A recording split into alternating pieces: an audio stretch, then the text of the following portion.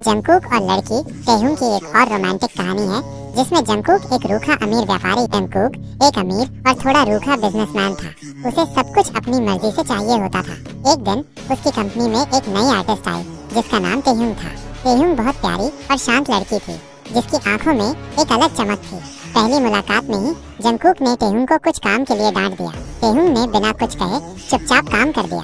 Jungkook को उसकी ये शांत स्वभाव वाली बात अजीब लगी। धीरे धीरे जंगकुक टेहुंग को नोटिस करने लगा। उसे टेहुंग का काम करने का तरीका, उसकी सादगी और उसकी प्यारी मुस्कान अच्छी लगने लगी। उसे समझ नहीं आ रहा था कि एक अमीर और पावरफुल आदमी होकर भी वो इस साधारण लड़की की तरफ क्यों खिंचा चला जा रहा है। एक शाम ऑफिस में देर तक काम करते हुए जंगकुक ने टेहुंग को रोते हुए देखा।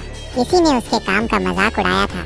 जंगकुक को पहली बार किसी के दुख से इतना फर्क पड़ा। उसने टेहुंग से बात की, उसे समझाया और महसूस किया कि उसके अंदर का रूखापन पिघल रहा है। उस दिन के बाद से जंगकुक का व्यवहार टेहुंग के प्रति बदल गया। वो अब उसे डांटता नहीं था बल्कि उसकी मदद करता और उसकी तारीफ करता था।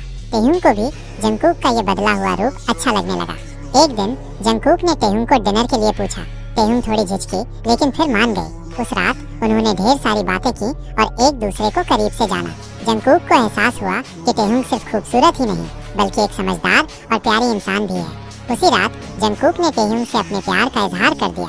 टेहुंग को थोड़ा आश्चर्य हुआ लेकिन उसकी आंखों में भी प्यार झलक रहा था।